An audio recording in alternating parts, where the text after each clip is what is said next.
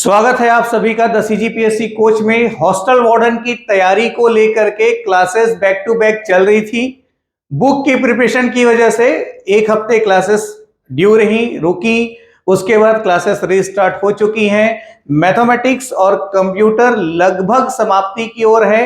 बाल मनोविज्ञान कंप्लीट हो चुका है। संविधान की 2 क्लासेस होनी है, जिसमें से एक क्लास अभी मैं लेने वाला हूं। तो टाइम वेस्ट नहीं करेंगे, सीधा टॉपिक की तरफ मूव करते हैं। संविधान के अंतर्गत आज की क्लास में हम मुख्य संवैधानिक प्रावधान से, जो सिलेबस में मेंशन किया हुआ है, तो इसके अंतर्गत जो संवैधानिक विकास का जो प्रक्रिया हुआ, भारत का जो संविधान जिस तरह से बना, या भारतीय संविधान अपने मूल रूप में आने से पहले देश का शासन जिन संविधानों के माध्यम से चला या जिन कानूनों के माध्यम से चला, उसके बारे में आज की क्लास में हम चर्चा करेंगे। तो सिलेबस के अकॉर्डिंग आज का टॉपिक देखा जाए तो आज का जो हमारा टॉपिक है वो है मुख्य संवैधानिक प्रावधान। क्या है हमारा टॉपिक? मुख्य संवैधानिक प्रावधान। ये हुआ ऐसे, इसको दूसरे शब्दों में भारत में संवैधानिक विकास के पॉइंट ऑफ व्यू से भी मेंशन किया जाता है। होता यह है कि किसी भी सिस्टम का एकाएक डेवलपमेंट नहीं होता है ना। जैसे मनुष्य की भी हम बात करें तो मानव शरीर एकाएक एक ही दिन में या 2-4 दिन में तैयार नहीं होता। मतलब बच्चे के जन्म से लेकर के कई वर्षों तक चलने वाली प्रक्रिया है। बाल्यावस्था, युवावस्था, वृद्धावस्था, अलग अलग स्टेजेस से हम इस लाइफ में गुजरते हैं। मुख्य रूप से युवावस्था वाला जो टाइम होता है ये सबसे ज्यादा इंपॉर्टेंट होता है, क्योंकि इस टाइम हम ज्यादा से ज्यादा अचीवमेंट्स लेते हैं, है ना। तो वैसे ही जो भारत का संविधान है, जो कि विश्व का सबसे व्यापक, सबसे लचीला संविधान है, ठीक है, और लचीलेपन के साथ कठोरता का अद्भुत समन्वय हमारे संविधान में देखने को मिलता है। तो इस भारतीय संविधान का निर्माण एकाएक 2-4 दिन में नहीं हुआ था, या किसी बुक को उठा करके कॉपी पेस्ट नहीं किया हुआ है। इसके पीछे की काफी सारी ऐतिहासिक घटनाएं हुई, और भारत के स्वतंत्र होने से पहले भारत में ब्रिटिशों का शासन था, अंग्रेजों का शासन था। तो अंग्रेजों ने भी शासन करने के लिए कुछ कानून या संविधान का प्रयोग किया। तो भारत के स्वतंत्र होने के पूर्व, भारतीय संविधान का निर्माण होने के पूर्व, हमारे देश में जो प्रशासनिक व्यवस्था थी या जिस कानून के माध्यम से प्रशासनिक व्यवस्थाएं चलाई गई, वही कहलाता है आपका कॉन्स्टिट्यूशनल डेवलपमेंट, जिसके अंतर्गत संवैधानिक विकास के अंतर्गत जो मुख्य संवैधानिक प्रावधान हुए उसके ऊपर हम बात करेंगे आज की क्लास में। तो कहानी कुछ यूं शुरू होती है कि 31 दिसंबर 1600 का दिन था, है ना भाई। 31 दिसंबर 1600 का दिन था। ईस्ट इंडिया कंपनी, जो एक कंपनी है ब्रिटिश गवर्नमेंट में, ठीक है, उसमें एक कंपनी थी, कंपनी के रूप में थी। तो ईस्ट इंडिया कंपनी को 31 दिसंबर 1600 को व्यापार करने के लिए अनुमति देती है कौन? महारानी एलिजाबेथ प्रथम। कौन? महारानी एलिजाबेथ प्रथम जो है 31 दिसंबर 1600 को भारत में व्यापार करने की अनुमति ईस्ट इंडिया कंपनी को प्रदान करती है, और चार्टर एक्ट द्वारा भारत में व्यापार करने की अनुमति या अधिकार उसको प्रदान किया जाता है। किसको? ईस्ट इंडिया कंपनी को। किसके द्वारा? महारानी एलिजाबेथ प्रथम के द्वारा। उसके बाद ईस्ट इंडिया कंपनी का भारत में आगमन होता है, और पहले तो भारतीयों के साथ व्यापारिक संबंध स्थापित करते हैं, फिर राजाओं के साथ व्यापारिक संबंध स्थापित करते हैं, और व्यापारिक एकाधिकार स्थापित करने के लिए जो रियासत के राजा वगैरह हुए भारत के, उनको आपस में लड़वाना, उनके बीच फूट डलवाना, फिर एक पक्ष को सैनिक सहायता देना, और सैनिक सहायता के एवज में उनके राज्य में या उनके साम्राज्य में, उनके क्षेत्र में व्यापारिक एकाधिकार ग्रहण करते करते इन्होंने पूरे भारत पर एकाधिकार स्थापित कर लिया था। मतलब आप ऐसा समझिए, जैसे किसी गांव में 2 पड़ोसी हैं। अब मान लो एक पड़ोसी चाहता है कि वो बगल वाली की जमीन पे कब्जा करे, तो क्या होगा? बारिश में मिट्टी की दीवार जब ढह जाएगी तो दीवार को आधा फीट उसकी जमीन की तरफ खिसका के उठाएगा, फिर अगले साल आधा फीट उठाएगा, फिर अगले साल आधा फीट उठाएगा।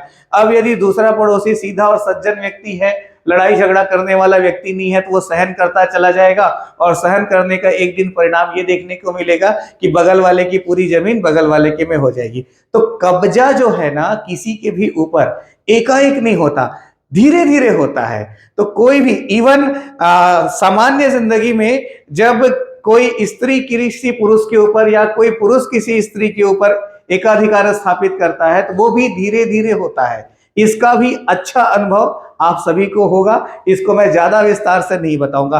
तो मैं सिर्फ आपको ये बताना चाह रहा हूं कि एकाधिकार एकाएक स्थापित नहीं होता, धीरे धीरे पूरी प्लानिंग करके कब्जे में लिया जाता है, ताकि विरोध ना हो या विरोध हो भी तो थोड़ा बहुत हो जिसका दमन किया जा सके। और हुआ भी था, 1857 का विद्रोह हुआ, दमन कर लिए, फिर 100 साल तक शासन किए। ठीक, तो चार्टर अधिनियम के माध्यम से, चार्टर के द्वारा एलिजाबेथ ने भारत में व्यापार करने की अनुमति दी। उसके बाद भारत में व्यापार करने के लिए आ गए। अब फिर यहाँ पर आपका बक्सर का युद्ध हुआ 1764 में, प्लासी का युद्ध हुआ 1757 में। तो किसी भारतीय शासक के साथ अंग्रेजों का जो डायरेक्ट या प्रत्यक्ष पहला युद्ध जो है वो प्लासी का युद्ध है 1757 वाला, जिसके बारे में आपने बहुत अच्छे से सुना होगा। लेकिन इस युद्ध से ब्रिटिश ने या अंग्रेजों ने भारत में अपना शासन करना प्रारंभ नहीं किया। फिर 1764 का बंगाल का युद्ध हुआ, तो यहां से फिर अंग्रेजों की जीत हुई और यहां से इन्होंने भारत में शासन करना प्रारंभ किया और धीरे धीरे अपना पूरा साम्राज्य का विस्तार किया और पूरे देश में शासन करना प्रारंभ किया।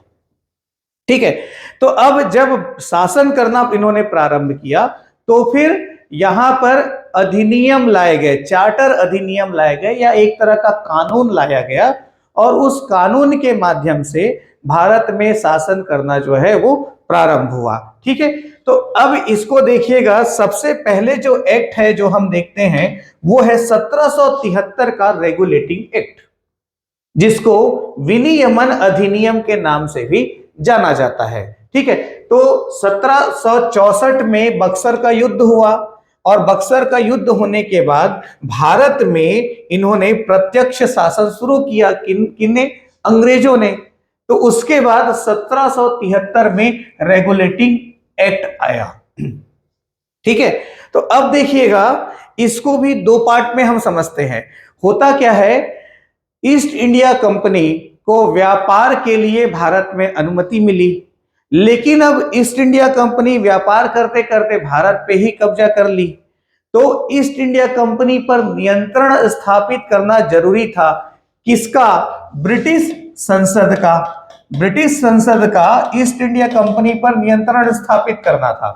ठीक है, क्योंकि ईस्ट इंडिया कंपनी प्रशासनिक तौर पर या शासन करने लगी थी भारत में, तो ईस्ट इंडिया कंपनी को नियंत्रित करेगी तो भारत अपने आप नियंत्रित हो जाएगा, है ना भाई। तो ब्रिटिश गवर्नमेंट ने या ब्रिटिश संसद ने 1773 का रेगुलेटिंग एक्ट लाया। किसके लिए लाया? भारतीयों के लिए नहीं लाया, कंपनी के लिए लाया, कंपनी को रेगुलेट करने के लिए लाया।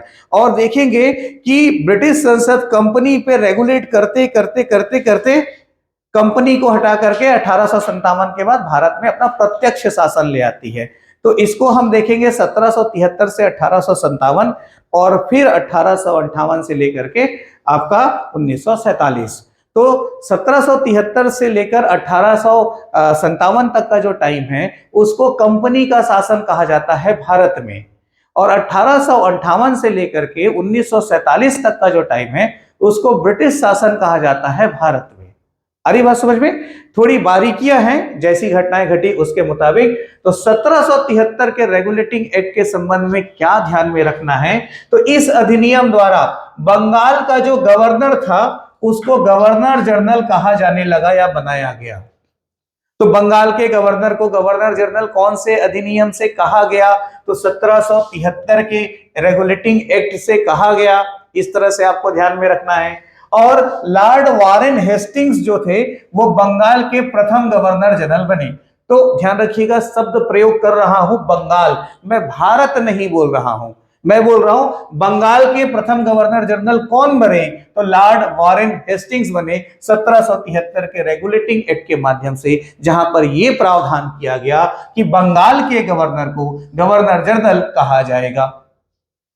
ठीक, इसके साथ साथ बंबई मद्रास, ठीक है, तो उस समय 3 प्रेसिडेंसी होती थी ब्रिटिश की, एक कलकत्ता, दूसरा बंबई और तीसरा मद्रास। ये तीनों जगह से भारत में ये अपना शासन चलाया करते थे। तो बंबई और मद्रास के जो गवर्नर हैं उनको भी बंगाल के गवर्नर जनरल के अधीन कर दिया गया।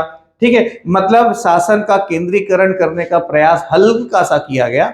ठीक है, कि कैसे बंबई और मद्रास के गवर्नर को बंगाल के गवर्नर जनरल के अधीन कर दिया गया। तो ये ध्यान में रखिएगा कि बंबई और मद्रास प्रेसिडेंसी या गवर्नर को बंगाल के गवर्नर जनरल के अधीन किस अधिनियम के माध्यम से किया, तो वो अधिनियम है 1773 का रेगुलेटिंग एक्ट।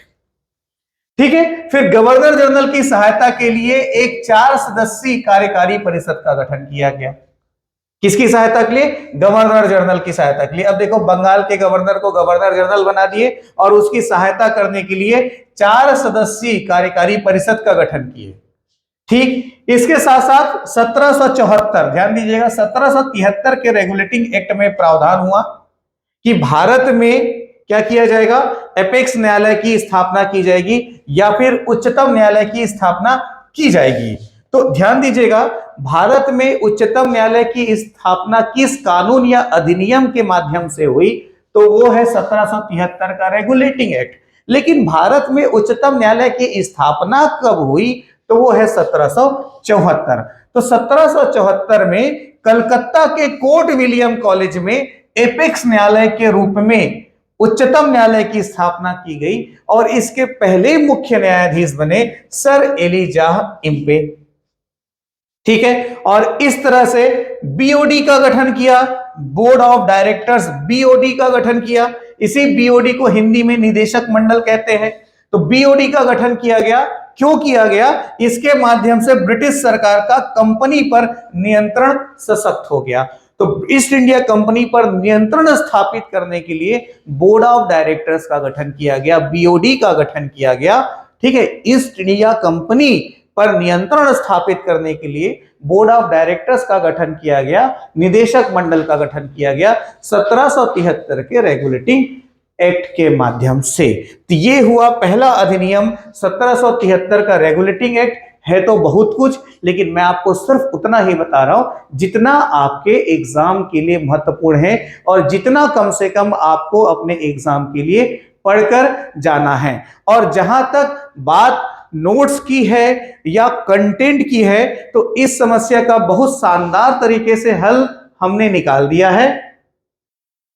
आप स्क्रीन पे देखिएगा, ये छत्तीसगढ़ छात्रावास भर्ती परीक्षा 2024 के नाम से कंप्लीट सिलेबस का बुक है ना। पिछली क्लासेस में भी मैंने बार बार आप लोगों को बताया था कि सॉलिड कंटेंट देने के लिए हम बुक के ऊपर काम कर रहे हैं। तो ये बुक अब तैयार हो चुकी है। ये इस बुक का कवर पेज है, जो कि the CGPSC coach hostel warden complete syllabus book के नाम से जाना जाता है। ठीक है, इस बुक की जो एमआरपी है वो 500 रुपीज है, लेकिन अलग अलग क्षेत्र में ये अलग अलग तरह के प्राइसेस में अवेलेबल है।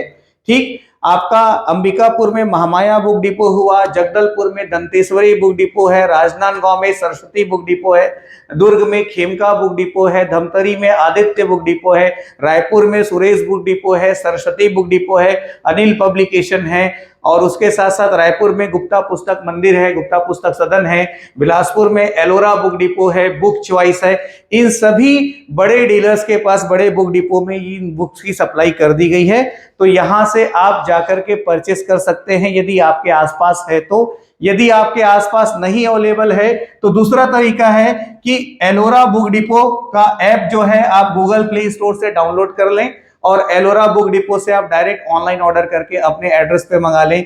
इसके अलावा अमेजॉन में भी और क्लिक शॉप में भी hostel warden book complete syllabus by the CGPSC coach करके सर्च करेंगे तो अमेजॉन और क्लिक शॉप में भी बुक का लिंक मिल जाएगा, तो वहां से भी आप ऑनलाइन ऑर्डर करके बुक अपने एड्रेस पर मंगा सकते हैं। ठीक है, बाकी डायरेक्ट कोचिंग में भी आप ऑनलाइन ऑर्डर करके आप बुक को अपने एड्रेस पर मंगा सकते हैं। कैसे करना है ये the CGPSC coach Telegram group में मैंने बताया हुआ है। तो पहले तो प्रयास कीजिए कि आपके आसपास जो भी बुक डिपो है या एलोरा वगैरह का या क्लिक शॉप का जो ऑनलाइन ऑर्डर है वहां से परचेस करके आप मंगा लीजिए, और जरूर मंगाइए यदि हमारी क्लासेस को आप फॉलो कर रहे हैं तो। उसका बहुत बड़ा कारण यह है कि होने को ये एक बुक है, पर इसमें हॉस्टल वार्डन का जो पूरा पाठ्यक्रम है, जो पूरे 100 अंक के 100 प्रश्न आने हैं, उसका पूरा डेटा इस बुक में हमने प्रूफ रीडिंग करके कंक्लूड किया हुआ है विथ लेटेस्ट अपडेट। मार्केट में एक भी हॉस्टल वार्डन की ऐसी बुक नहीं है जो पूरे एग्जाम को अकेले एक ही बुक में कवर करती हो। और मेरे दोस्त, मैं बार बार इस चीज के लिए जोर डालूंगा कि इस एक बुक को अपने पास रखें और इसको बार बार पढ़ें। 4 बुक पढ़ने की बजाय, जैसे लाइक कंप्यूटर का पोर्शन, तो कंप्यूटर में बहुत सारी चीजें हैं, पर इस बुक में आपको उतना ही कंटेंट मिलेगा जितना हॉस्टल वार्डन के सिलेबस में है। तो हॉस्टल वार्डन का जो नया सिलेबस आया है, 100 अंकों के जो 100 प्रश्न पूछे जाने हैं, उसी के मुताबिक सारे सब्जेक्ट के कंटेंट को इसमें समअप किया हुआ है। इसमें कंप्लीट थ्योरी कंटेंट है, मतलब इसमें वही कंटेंट है जो पीडीएफ नोट्स हम आपको क्लास में स्क्रीन में दिखाते हैं। होता यह है कि आप उसको प्रिंट आउट निकाल नहीं पाते, नोट डाउन करने में टाइम लगता है, समय वेस्ट होता है, तो इसलिए बुक का सॉल्यूशन निकाला गया। प्रिंट आउट जितना आप निकालेंगे उससे कम चार्जेस में ये बुक आपको मिल जाएगी। और अच्छी बात यह है कि प्रूफ रीडिंग किया हुआ है तो गलतियों की संभावना लगभग नहीं है। ठीक है, और कंटेंट वही है जो हम रेगुलर क्लासेस में दे रहे हैं। तो क्लास अटेंड करो और उसके बाद बुक को रीडिंग कर लो, या बुक को पढ़ो फिर क्लास अटेंड करो। आप बार बार ऐसा करके देखो और इसी बुक को बार बार पढ़ो। मैं आपको 100% गारंटी दे रहा हूं कि 100 में से कम 70 से 80 क्वेश्चंस को ये बुक कवर करेगी। ठीक है, बार बार जोर दे करके मैं आपको इसलिए बोल रहा हूं, भी देखो हम इतनी मेहनत करके फ्री क्लासेस आपको यूट्यूब में अवेलेबल करा रहे हैं, इसके पीछे हमारा मकसद पब्लिसिटी के साथ साथ आपका सिलेक्शन है। तो आपका सिलेक्शन तो पहले है, पब्लिसिटी बाद में है, और आपका सिलेक्शन होने से ही हमारी पब्लिसिटी है ना भाई। और आपके सिलेक्शन में कोई कमी न रह जाए, इसीलिए ही आपके पास बढ़िया नोट्स हो जाए, इसीलिए ही ये बुक हमने अवेलेबल कराया है। और अच्छा करने के लिए ऑब्जेक्टिव बुक भी आपको अवेलेबल कराने वाले हैं, और आपको एप्लीकेशन में टेस्ट सीरीज भी हमने इसीलिए प्रोवाइड किया है ताकि सिर्फ क्लास करने से तैयारी नहीं होती। जैसे एक स्टूडेंट का मेरे पास कॉल आया था कुछ दिनों पहले, धमतरी से, नाम मुझे याद नहीं आ रहा है। उसने पूछा कि सर सिलेबस में जितना दिया हुआ है उतना तो मैंने पूरा पढ़ लिया, अब मैं क्या करूं, मैं और क्या पढ़ूं। उसका क्वेश्चन बिल्कुल सही था। ऐसी परिस्थितियां सभी के साथ निर्मित होती हैं, आप और क्या करें, तो उसी सिलेबस के उस हर टॉपिक से क्वेश्चंस को सॉल्व करें। बार बार क्वेश्चंस की प्रैक्टिस करें। जितना ज्यादा आप क्वेश्चंस की प्रैक्टिस करोगे उतना ज्यादा आपका प्रिपरेशन स्ट्रांग होगा। और क्वेश्चन बनाते समय देखें कि क्वेश्चन का डायरेक्ट आंसर आपके पास है तो बहुत बढ़िया है। यदि किसी भी क्वेश्चन का आंसर आपके पास नहीं है तो उस टॉपिक को दोबारा इस बुक से रिवीजन करो, और ऐसा करके देखो, 1 हफ्ते में आपकी तैयारी की दिशा ना बदल गई तो मुझे कहिएगा। ठीक है, आप खुद कमेंट करके मुझे बताएंगे कि सर बुक का कंटेंट कैसा है और कैसे आपको बेनिफिट हो रहा है। तो आप लोग भी बोलोगे अब प्रमोशन है नहीं है, क्या बात है। वही प्रमोशन तो वही है, क्योंकि जब तक आपको जानकारी देंगे नहीं तब तक आपको पता कैसे चलेगा। बट फैक्ट ये है, जैसे बहुत कोई बड़ा प्रॉफिट या बिजनेस वाला सेक्टर नहीं है, मुश्किल से 500-600 बुक ही हमने प्रिंट कराई। टेलीग्राम में वगैरह में हमने पूछ लिया था कितने लोग इंटरेस्टेड है, उसके हिसाब से तो बहुत बड़ी संख्या में हमको किताबें बेचनी है और बहुत सारा पैसा कमाई होगा, ऐसा बिल्कुल नहीं है। हम ये चाहते हैं कि जो स्टूडेंट्स पूरे समर्पण भाव से क्लासेस को फॉलो कर रहे हैं तो उनकी तैयारी में किसी भी प्रकार से कमी न रह जाए, एकमात्र इसी उद्देश्य की पूर्ति के लिए ऑब्जेक्टिव और सब्जेक्टिव बुक पे हमने काम किया। तो हमने जब क्लास स्टार्ट किया था तब ये हमारी प्लानिंग में नहीं था। हमारी प्लानिंग में तो सिर्फ ये था कि हम ऑनलाइन क्लासेस देंगे और पीडीएफ नोट्स वगैरह शेयर करते हुए पूरी तैयारी करवाएंगे, लेकिन वो कंप्लीट नहीं हो पा रहा था, इसलिए हमने ये किया है और पूरी तरह से आपके लिए ही किया है। ठीक है, तो इसका 200% लाभ आपको उठाना है। और बातचीत हो गई, वापस टॉपिक की तरफ चलते हैं। तो 1773 के रेगुलेटिंग एक्ट में क्या हुआ ये मैंने अभी आपको बताया। फिर देखिएगा 1784 का पिट्स इंडिया एक्ट। इसका नाम पिट्स इंडिया एक्ट क्यों पड़ा? इसलिए पड़ा क्योंकि उस समय ब्रिटेन के प्रधानमंत्री कौन थे? पिट्स द यंगर। तो उनके नाम के कारण, उनके द्वारा लाए जाने वाले अधिनियम के कारण इस अधिनियम का नाम पड़ गया पिट्स इंडिया एक्ट। तो पिट्स इंडिया एक्ट किस वर्ष आया या किस वर्ष का है? तो ये 1784 का है। इसमें क्या प्रावधान हुए देखिएगा। तो रेगुलेटिंग एक्ट में कुछ जो कमियां रही उसको दूर करने के दृष्टिकोण से 1784 का पिट्स इंडिया एक्ट आया और यहां पर कंपनी के राजनीतिक और वाणिज्यिक कार्यों को अलग अलग कर दिया गया। मैं बार बार बोल रहा हूं, वो कैप्चर कर रहे हैं। अभी ईस्ट इंडिया कंपनी पर नियंत्रण स्थापित कर दिया कौन? ब्रिटिश संसद। पहले तो बीओडी बना दिया और 4 सदस्यीय कार्यकारिणी परिषद बना दिया गवर्नर जनरल की सहायता के लिए 1773 में। अब क्या किया? कंपनी के राजनीतिक और वाणिज्यिक कार्यों को अलग अलग किया गया। कंपनी के राजनीतिक और वाणिज्यिक कार्यों को अलग अलग कर दिया गया और उसके बाद भारत से संबंधित जो भी मामले हैं उसको ब्रिटिश सरकार के प्रत्यक्ष नियंत्रण में लाया गया। भारत से संबंधित जो भी मामले हैं उसको ब्रिटिश सरकार के प्रत्यक्ष नियंत्रण में लाया गया। देखो कैप्चर करते जा रहे हैं ईस्ट इंडिया कंपनी को। फिर देखिएगा, अब कंपनी के राजनीतिक मामलों के संचालन के लिए पहले कंपनी पर नियंत्रण स्थापित करने के लिए क्या किए?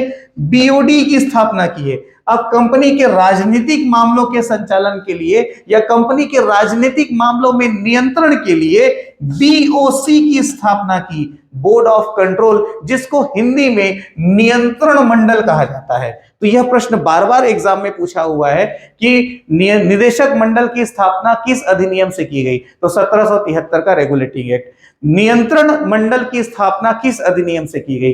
तो 1784 का पिट्स इंडिया एक्ट। इस तरह से आप इसको याद रखेंगे। तो बीओडी के बाद बीओसी और कंपनी के अधीन जो भी क्षेत्र है अब उसको ब्रिटिश अधिपत्य का क्षेत्र कहा जाने लगा। तो अब देखो इन अधिनियमों के माध्यम से British government east India company पर कब्जा कर रही है, थोड़ा थोड़ा एक एक फीट खिसका खिसका के।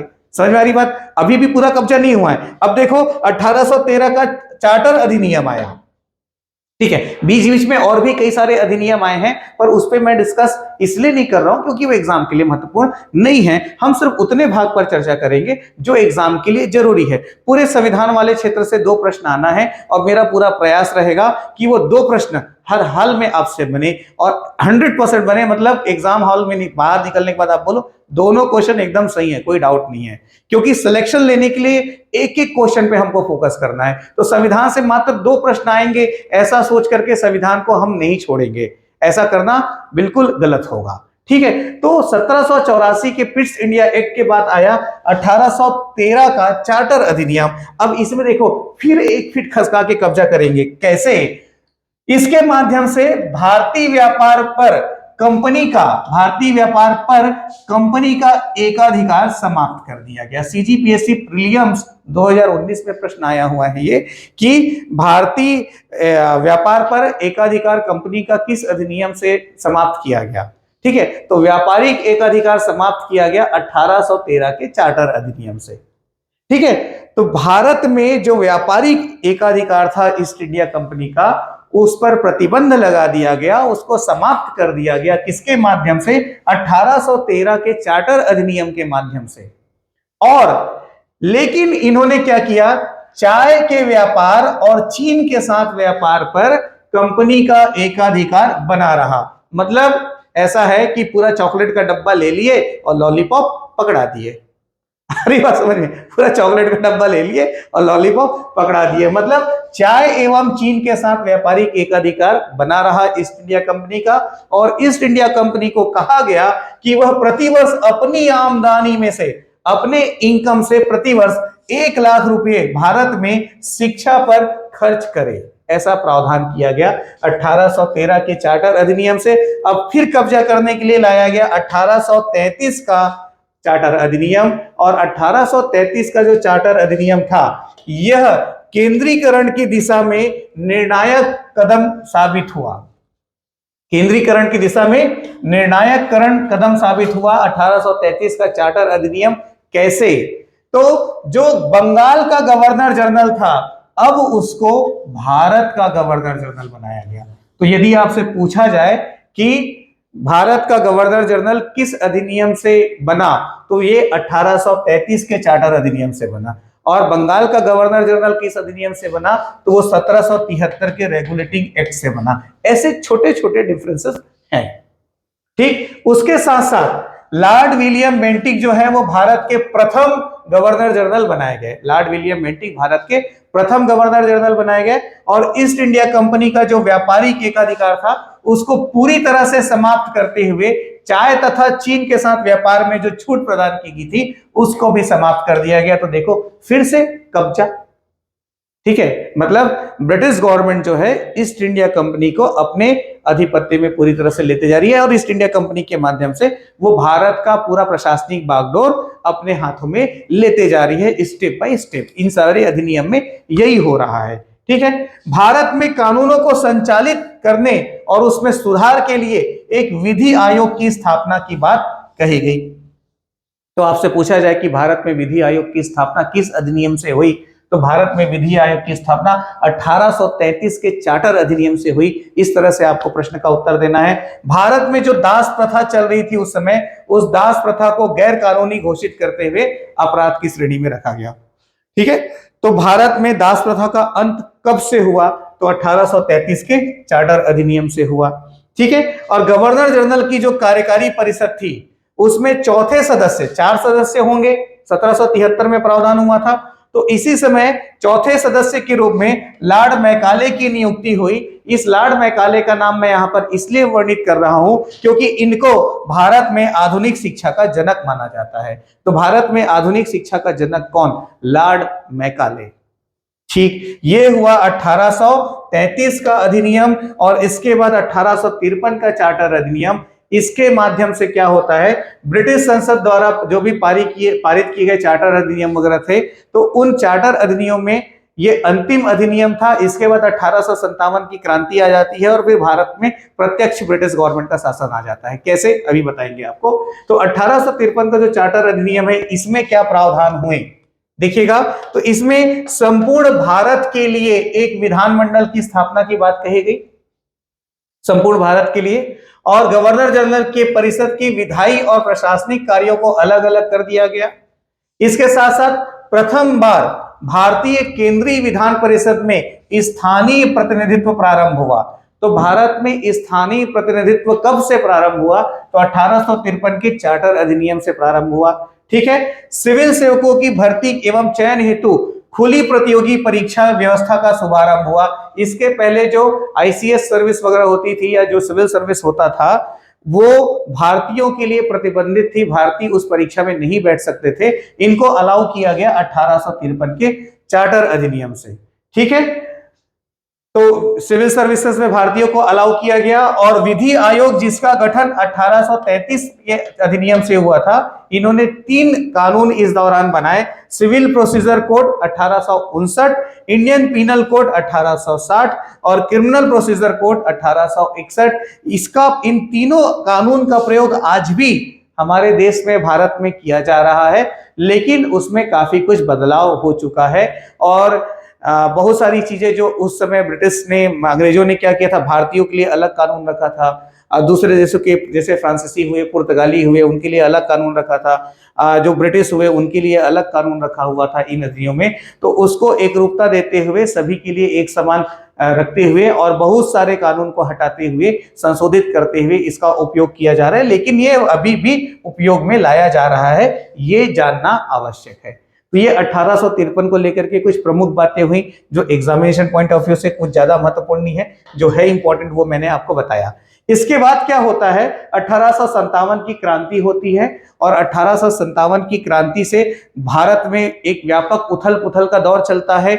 बहुत सारे विरोध होते हैं, युद्ध होता है, आक्रमण होते हैं और एक तरह से भारत में मतलब कि तत्कालीन वायसराय का ही स्टेटमेंट था कि भारत की सत्ता हाथ से जाते जाते बची। 1857 के दौरान इतना व्यापक विद्रोह था, इसके बारे में भली भांति आप परिचित हैं। लेकिन ब्रिटिश गवर्नमेंट क्या करती है, 1857 के विद्रोह का दमन करने के बाद या प्रथम स्वतंत्रता संग्राम का दमन करने के बाद British government east India company को कहती है कि अब भारतीय आपसे संतुष्ट नहीं है और भारत के शासन को आप सुचारू रूप से नहीं संचालित कर सकते, इसलिए अब भारत में सीधे किसका शासन होगा, तो ब्रिटिश क्राउन का, मतलब कि ब्रिटिश संसद का या ब्रिटिश गवर्नमेंट का शासन होगा। तो 1858 से क्या होता है, यहां पर भारत में अंग्रेजों का प्रत्यक्ष शासन या ब्रिटिश क्राउन का शासन शुरू हो जाता है, जो चलता है कब तक, 1947 तक। और इसके बाद 1857 की क्रांति के बाद आता है 1858 का भारत शासन अधिनियम। तो देखो, इसके पहले जितना था हम क्या बोलते थे, चार्टर अधिनियम, चार्टर एक्ट बोलते थे। अब हम क्या बोल रहे हैं, भारत शासन अधिनियम बोलते हैं। तो इसके पहले जितने भी कानून बनाए गए वो कंपनी पर नियंत्रण स्थापित करने के लिए था। अब 1858 से आपको जितने कानून मिलेंगे ये भारत पर शासन करने के लिए बनाए गए कानून हैं, जिसमें सबसे पहले हम प्रमुख प्रावधानों पे चर्चा करेंगे। किसके ऊपर, 1858 का भारत शासन अधिनियम।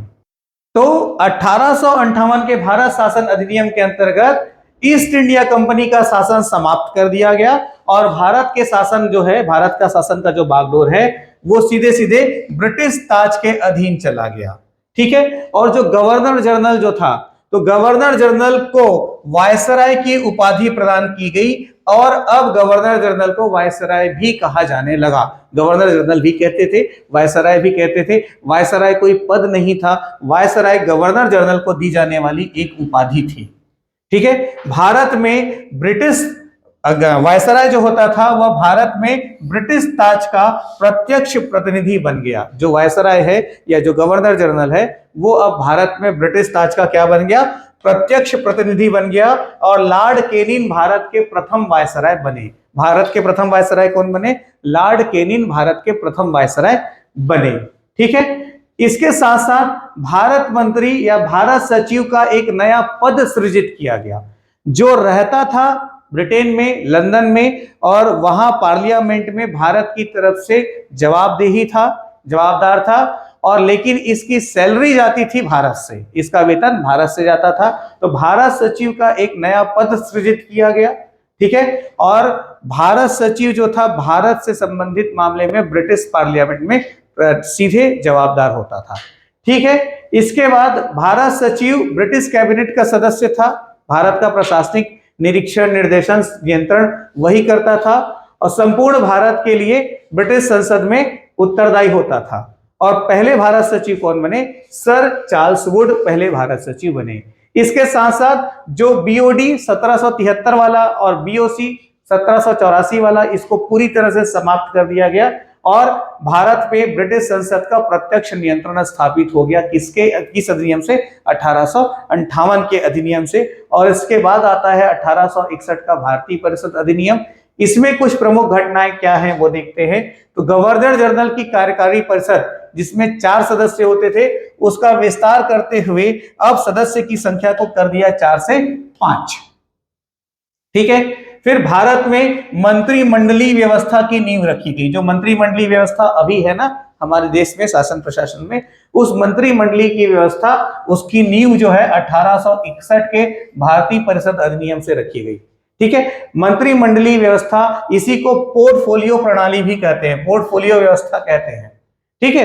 तो पोर्टफोलियो व्यवस्था, इसके जनक कौन है, तो लॉर्ड केनिन को इसका जनक माना जाता है। तो कभी भी पूछा जाए भारत में मंत्रिमंडलीय व्यवस्था या पोर्टफोलियो प्रणाली के जनक कौन है, तो जनक है लॉर्ड केनिन। ठीक है। और इसको वैधानिक मान्यता प्रदान करते हुए इसको लागू किया गया। केंद्र तथा प्रांतों में विधान परिषदों की स्थापना की गई 1861 के माध्यम से। और गवर्नर जनरल को आपातकाल में विधान परिषद की अनुमति के बिना अध्यादेश जारी करने का अधिकार मिला।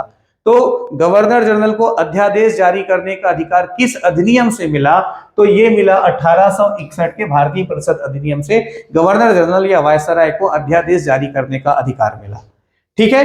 और वीटो की शक्ति भी प्रदान की गई। ये वीटो की शक्ति अभी भी है भारत दूसरे रूप में भारत के राष्ट्रपति के पास। ठीक है। अध्यादेश जारी करने की शक्ति अभी भी है भारत के राष्ट्रपति के पास। जब सदन की बैठक ना हो रही हो और इस स्थिति में किसी आवश्यक विषय पर कानून बनाना हो तो अध्यादेश के रूप में उस कानून को मंत्रिपरिषद द्वारा लाया जाता है, अध्यादेश राष्ट्रपति द्वारा जारी किया जाता है। तो 1861 में अध्यादेश जारी करने की शक्ति गवर्नर जनरल को मिली और वीटो की शक्ति गवर्नर जनरल को मिली 1861 के भारतीय परिषद अधिनियम के माध्यम से। इंपीरियल लेजिस्लेटिव काउंसिल का गठन किया गया और यह कहा गया कि इसमें आधे सदस्य गैर सरकारी होंगे, मतलब भारतीय प्रतिनिधि होंगे।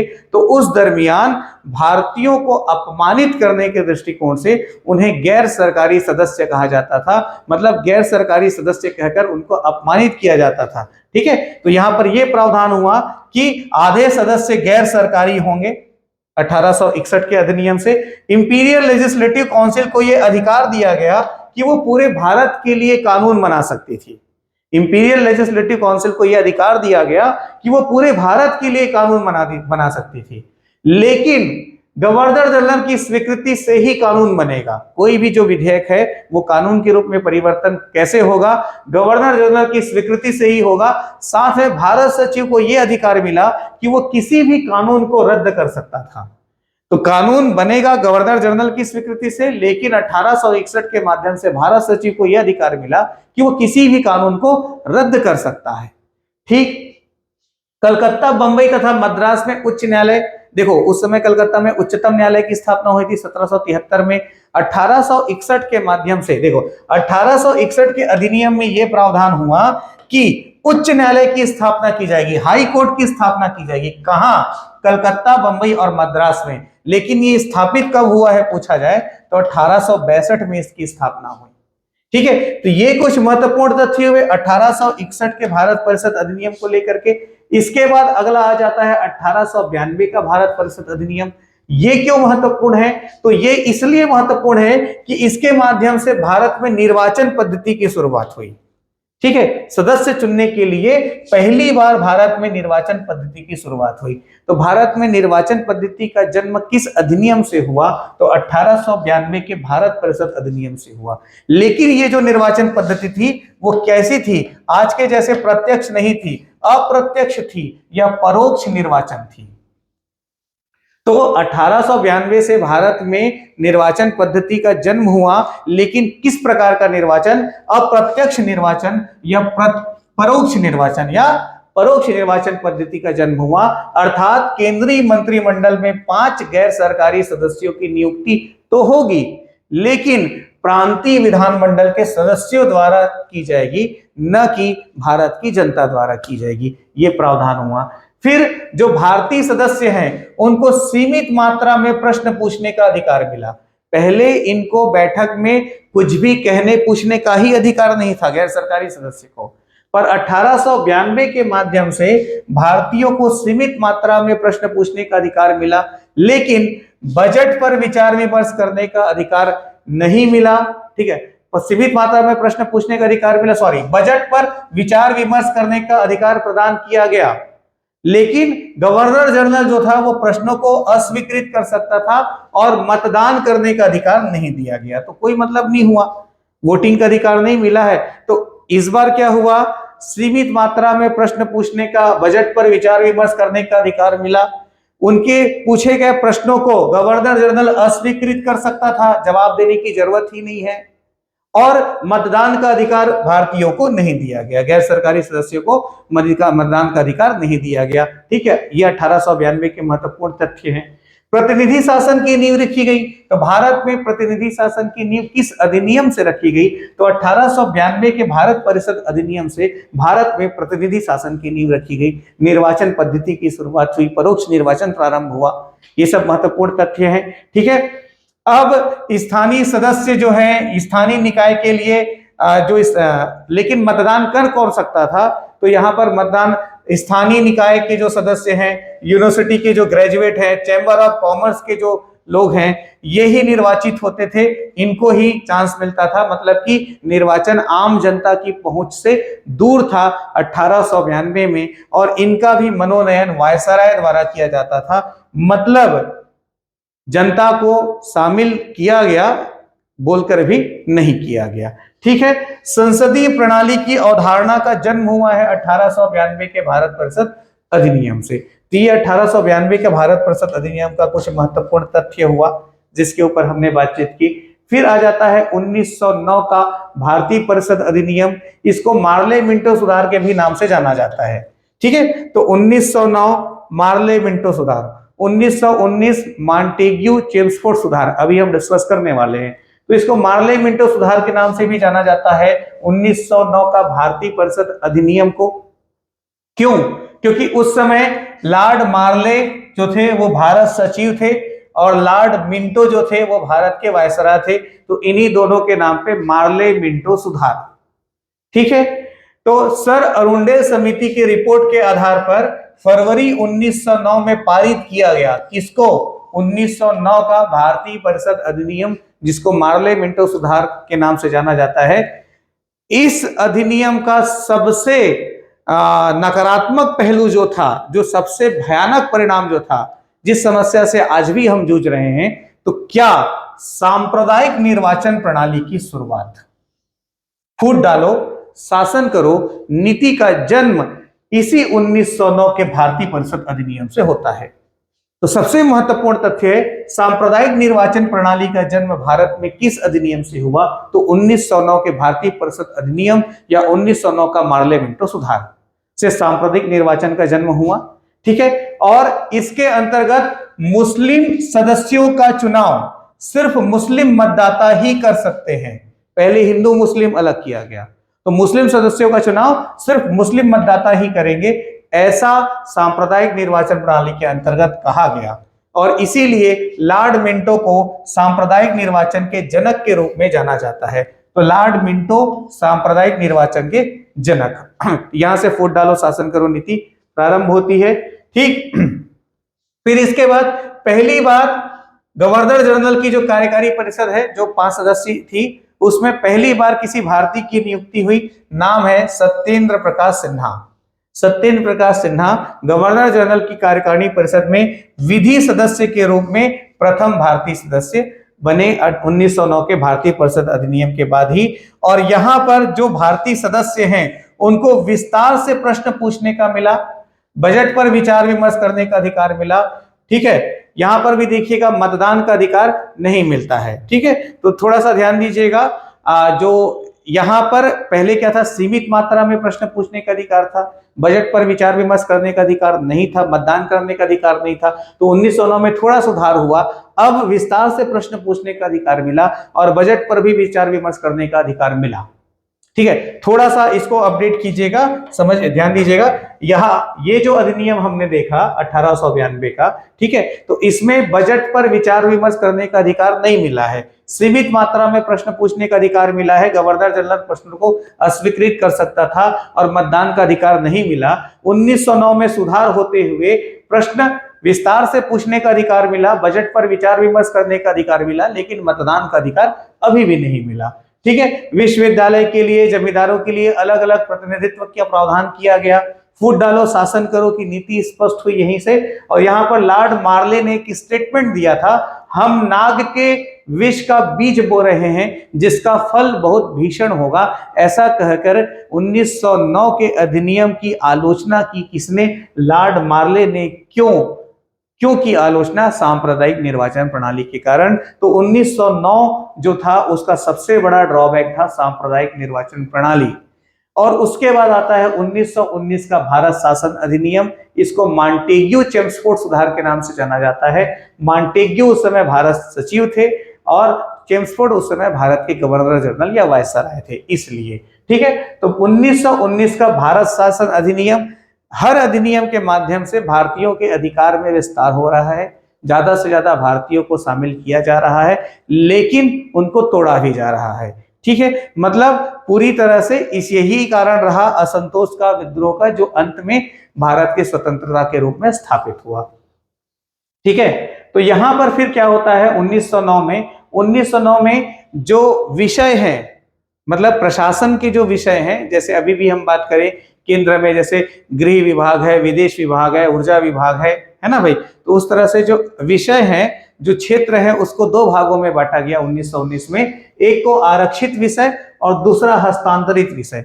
आरक्षित विषय का जो पूरा पूरा अधिकार था उसको गवर्नर जनरल अपने पास रखता था, और जितने भी महत्वपूर्ण विषय हैं उसको आरक्षित विषय में डाला गया। ठीक है, तो जैसे कानून व्यवस्था वगैरह हुआ, वित्त वगैरह हुआ, ये सबको आरक्षित विषय में रख लिया गया।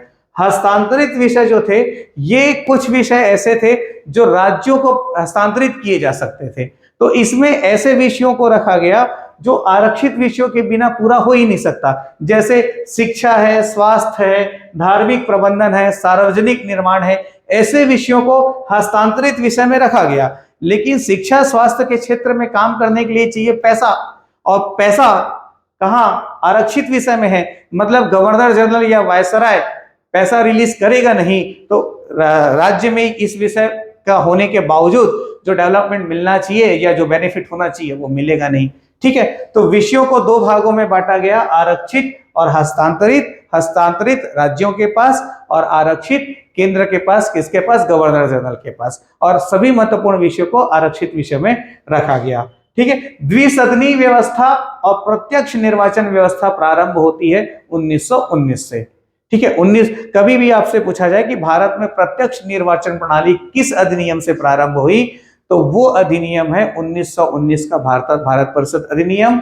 द्विसदनी व्यवस्था किस अधिनियम से प्रारंभ हुई, तो वो है 1919 का भारत परिषद अधिनियम। ठीक है, इस तरह से ध्यान रखेंगे।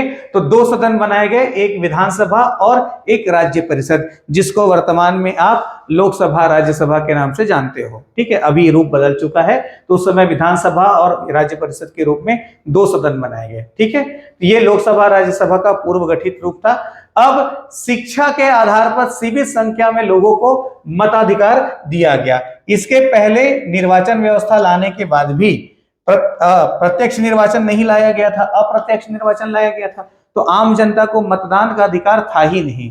ठीक है, पर यहां पर आम जनता को मताधिकार या मतदान का अधिकार प्रदान किया गया। किसको? जिसकी वार्षिक आय 10,000 रुपए से थी। ठीक है, जिस परिवार की वार्षिक आय 10,000 रुपए या उससे अधिक है वो मत दे सकते हैं। अब देख लो, जबकि आज क्या स्थिति है हमारे देश में कि अभी चुनाव चल ही रहा है लोकसभा का, और बिल्कुल मैं आप सभी से अपील करूंगा कि मतदान जरूर करें और अपने आसपास के लोगों को मतदान करने के लिए जरूर प्रेरित करें। हो सके तो अपनी गाड़ी में बिठा करके ले जाएं वोट डलाने। ठीक है, पर इतना जरूर करें, ज्यादा से ज्यादा मतदान हो उतना ज्यादा अच्छा है। ठीक है, तो ये ध्यान रखिएगा कि यहां पर क्या प्रावधान किया गया कि जिस परिवार की वार्षिक आय 10,000 या उससे अधिक है वही मतदान कर सकता है, वही वोट दे सकता है। ठीक है, तो मताधिकार दिया तो गया, लेकिन उस समय के हिसाब से 10,000 रुपए की वार्षिक आमदनी बहुत बड़ी राशि होती थी। मतलब कि जो बहुत रईस लोग हैं उनको ही मतदान का अधिकार मिला। मतलब सीधे सीधे देश का जो शासन था वो आम जनता के हाथ में आया ही नहीं। ठीक है, फिर सांप्रदायिक निर्वाचन प्रणाली का और विस्तार कर दिया गया। पहले हिंदू मुस्लिम के लिए अलग अलग था, अब सिखों के लिए अलग निर्वाचन, भारतीय ईसाइयों के लिए अलग निर्वाचन, एंग्लो इंडियन के लिए अलग निर्वाचन, यूरोपियों के लिए अलग निर्वाचन, मतलब कि पृथक पृथक निर्वाचन की व्यवस्था की गई। तो सांप्रदायिक निर्वाचन को और विस्तारित किया गया। ठीक है, सिविल सेवकों की भर्ती के लिए एक केंद्रीय लोकसभा आयोग का गठन किया गया, जिसको वर्तमान में आप यूपीएससी के नाम से जानते हो। और इसका गठन कब हुआ है? 1926 में। प्रावधान 1919 के अधिनियम में हुआ है, लेकिन केंद्रीय लोक सेवा आयोग, ये केंद्रीय लोक सेवा है ना, तो केंद्रीय लोक सेवा आयोग का गठन 1926 में हुआ है। और महिलाओं को मताधिकार प्रदान किया गया। ठीक है, भारत के इतिहास में, मतलब कि आप प्राचीन भारत से लेकर के कोई भी समय तक देख लो, पहली बार ऐसा हुआ कि महिलाओं को मताधिकार प्रदान किया गया। तो 1919 के अधिनियम का सबसे सकारात्मक पहलू ये था कि महिलाओं को मताधिकार प्रदान किया गया, लेकिन वही महिलाएं इसमें शामिल रहीं जिनके परिवार की वार्षिक आय 10,000 या उससे अधिक थी। ठीक है, तो संघात्मक शासन व्यवस्था के निर्माण की दिशा में किया गया पहला प्रयास था। ठीक है, इसके बावजूद भी इस अधिनियम की आलोचना हुई, निराशाजनक तथा असंतोषप्रद। भारतीय राष्ट्रीय कांग्रेस ने कहा बिना एक बिना सूरज का सवेरा बाल गंगाधर तिलक जी ने कहा, जनता के लिए नवीन गठबंधन गढ़ दिए गए, ऐसा सुभाष चंद्र बोस जी ने कहा। क्योंकि जो भारतीय नेता थे ये पूर्ण रूप से भारत को स्वतंत्र करने के लिए प्रतिबद्ध थे और इनका कार्य इसी दिशा में था। तो हर प्रकार से सरकार की आलोचना और विरोध इनके कार्यक्रम का हिस्सा रहा। तो इस तरह से 1919 का जो भारत परिषद अधिनियम है उसके महत्वपूर्ण तथ्यों पे हमने बातचीत की। और अब हम देखते हैं 1935 का भारत शासन अधिनियम। भारत शासन अधिनियम के माध्यम से भारत में उत्तरदायी सरकार की गठन का प्रयास किया गया। उत्तरदायी शासन का जन्म हुआ इसके माध्यम से 1935 के भारत शासन अधिनियम के माध्यम से। 1909 में बहुत खामियां रही, 1919 में बहुत खामियां रही, तो अपने तरफ से इन सभी खामियों को दूर करते हुए 1935 का भारत शासन अधिनियम लाया गया। और वर्तमान में जो भारत का संविधान है उसका 70% हिस्सा जो है वो भारत शासन अधिनियम 1935 का ही है। ठीक है, और व्यवस्थाएं भी लगभग उसी जैसी हैं। जैसे कि अभी हम देखें 1935 का जो भारत शासन अधिनियम आया उसमें 14 भाग थे, 321 धाराएं थी और 10 अनुसूचियां थी। अभी हमारे संविधान में 22 भाग है, 395 अनुच्छेद है और 12 अनुसूचियां हैं। ठीक है, तो 1935 के भारत शासन अधिनियम के में 14 भाग, 321 धाराएं और 10 अनुसूचियां थी। इसके साथ साथ प्रांतों में द्वैत शासन को समाप्त कर देते हुए प्रांतीय स्वायत्ता का प्रावधान 1935 से किया गया। तो प्रांतीय स्वायत्ता का जन्म कौन से अधिनियम से हुआ? तो 1935 के भारत शासन अधिनियम से हुआ। ठीक है, अखिल संघ की पहली बार अखिल भारत की स्थापना का प्रावधान किया गया और सभी देशी रियासतों को कहा गया कि वह अपनी स्वेच्छा से भारत में शामिल हो जाए, एक अखिल संघ के रूप में सामने आए, अखिल भारत के रूप में सामने आए, ऐसा करके उनको कहा गया। लेकिन कहा गया कि वो अपनी स्वेच्छा से, है ना, तो स्वेच्छा से शामिल हो जाए कहा गया। तो देशी रियासत जो है स्वेच्छा से यहाँ पर शामिल नहीं होते हैं। ठीक है, शक्तियों का विभाजन किया गया जैसा आज भी है, सूची के रूप में संघ सूची, राज्य सूची और समवर्ती सूची बनी हुई है अभी भी भारतीय संविधान में। ठीक है, 7वीं अनुसूची में सूची ही है। ठीक, तो शक्तियों का विभाजन 1935 के अधिनियम के माध्यम से किया गया। संघ सूची में 59 विषय रखे गए, राज्य सूची में 54 विषय रखे गए और समवर्ती सूची में 36 विषय रखे गए। और जो भी अवशिष्ट शक्तियां हैं ये किसमें निहित थी? तो गवर्नर जनरल में निहित थी। ये भी ध्यान रखिएगा कि अवशिष्ट शक्तियां किसमें निहित थी, मतलब वो सारी शक्तियां या क्षेत्र या विषय जो यहाँ पर उल्लेखित नहीं है वो किसके पास है? गवर्नर जनरल के पास है या वायसराय के पास है। तो अवशिष्ट शक्तियां गवर्नर जनरल में निहित थी। शक्तियों का विभाजन हुआ, संघ सूची में 59 विषय, राज्य सूची में 54 विषय और समवर्ती सूची में 36 विषयों को शामिल किया गया 1935 के भारत शासन अधिनियम में। 1858 में जो भारत परिषद स्थापित किया गया था इसको समाप्त कर दिया गया। 1935 के भारत शासन अधिनियम से भारत परिषद को समाप्त कर दिया गया। रिजर्व बैंक ऑफ इंडिया की स्थापना का प्रावधान किया गया और इस तरह से 1 अप्रैल 1935 को, कब? 1 अप्रैल 1935 को भारत में रिजर्व बैंक की स्थापना हुई। 1 अप्रैल 1935 को भारत में रिजर्व बैंक की स्थापना हुई। ठीक है, और संघीय न्यायालय की भी स्थापना हुई 1937 में। मोरिज गायर जो है इसके पहले न्यायाधीश बनाए गए। ये महत्वपूर्ण तथ्य रहे किसके? 1935 के भारत शासन अधिनियम के, ध्यान रखिएगा।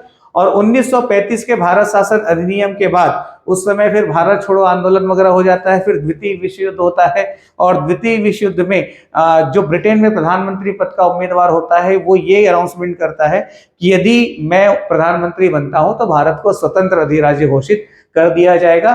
तो वो प्रधानमंत्री बनता है और उसके बाद भारत को स्वतंत्र करने की प्रक्रिया शुरू होती है और उस दिशा में अंतिम अधिनियम के रूप में आता है 1947 का भारतीय स्वतंत्रता अधिनियम। इसको जाना ही जाता है इस नाम से कि भारतीय स्वतंत्रता अधिनियम 1947। ठीक है, इस अधिनियम के माध्यम से मुख्य रूप से क्या किया गया? तो अंग्रेजों को सेफ पैसेज प्रोवाइड किया गया कि वो भारत से सही सलामत चले जाए। ये इस अधिनियम का मूल तत्व था। बाकी जो प्रावधान है वो मैं आपको यहाँ पे अभी स्पष्ट करता हूं। ठीक है, किसके आधार पर? तो 3 जून 1947 को जो माउंटबेटन योजना हुई, ठीक है, तो माउंटबेटन योजना के आधार पर भारत की विभाजन की योजना प्रस्तुत की गई। 3 जून 1947 के भारत का विभाजन किस योजना के माध्यम से हुआ? तो माउंटबेटन योजना के माध्यम से हुआ। कब आया? 3 जून 1947 को। और योजना के आधार पर 18 जुलाई 1947 को ब्रिटिश संसद में भारतीय स्वतंत्रता अधिनियम 1947 पारित किया गया, जिसके प्रावधान क्या थे?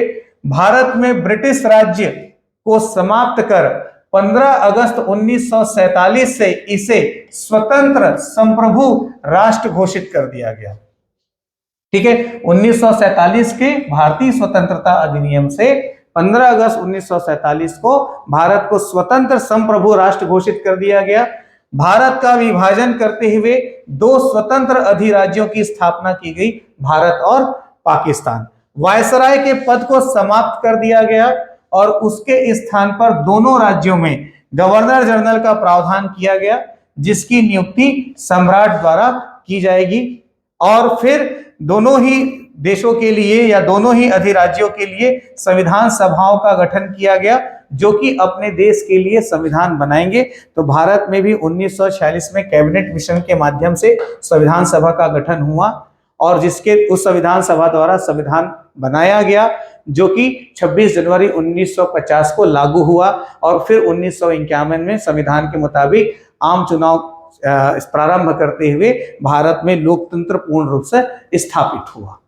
ठीक है, भारत सचिव के पद को समाप्त कर दिया गया। अंतिम भारत सचिव लॉर्ड लिस्टवेल रहे।